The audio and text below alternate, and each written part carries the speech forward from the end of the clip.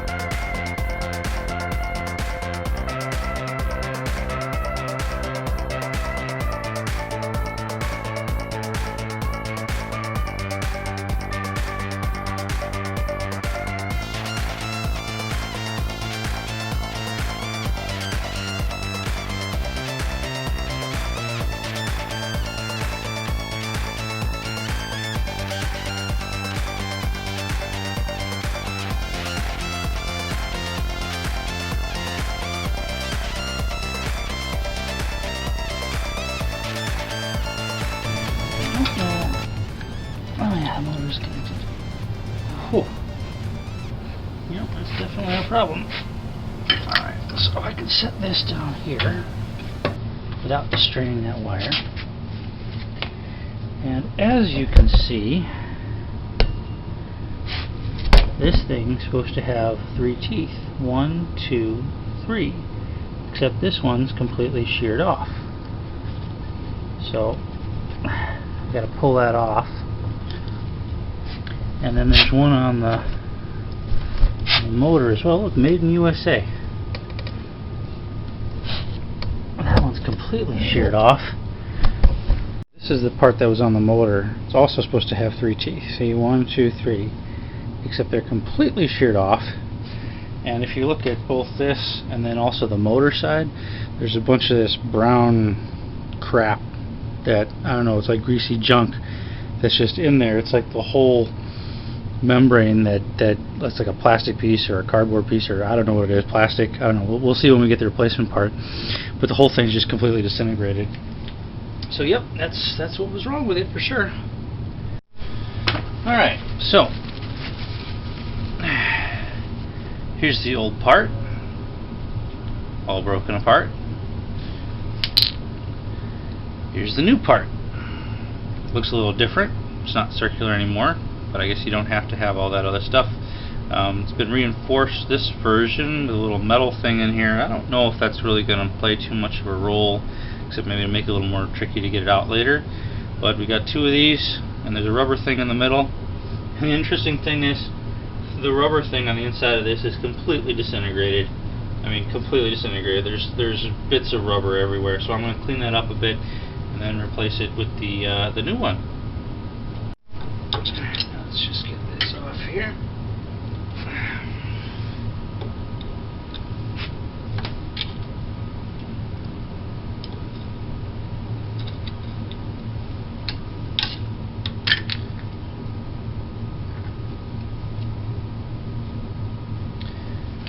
Also notice that I think it's the transmission's been leaking fluid all over the inside of the thing overnight. So that's not a good thing, but I just clean that up. Okay, now get a little better view of this. Go ahead and take this and plop it in there.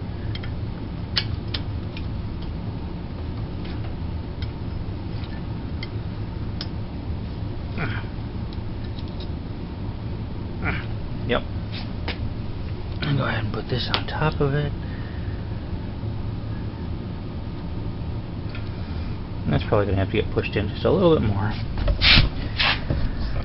Then we can go ahead and take this piece and push it on there.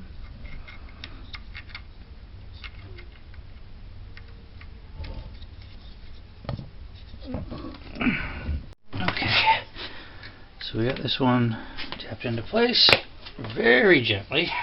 Had to tap it with a hammer and a tool that would only touch the inside there. But okay, let's see how this is going to meet up. Move it like this and grab it.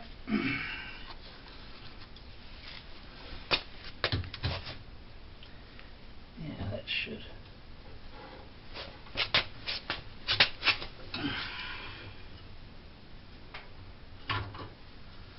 Yeah, I got that made it up pretty easily. Okay. So now, wipe my hands off and put the pins back on, or clips back on. Should be in business. Just noticed moving this thing around underneath the piece there. We found a couple of the pegs that broke off, as well as the disc that had probably previously been between the two flange sides. So, yep, definitely broke apart. And hopefully the new design's better. Alright, well, everything's powered back up. We got the control the same place we left it when we tested it earlier. So if I go ahead and just pull that out, stick my test piece in there. Yay!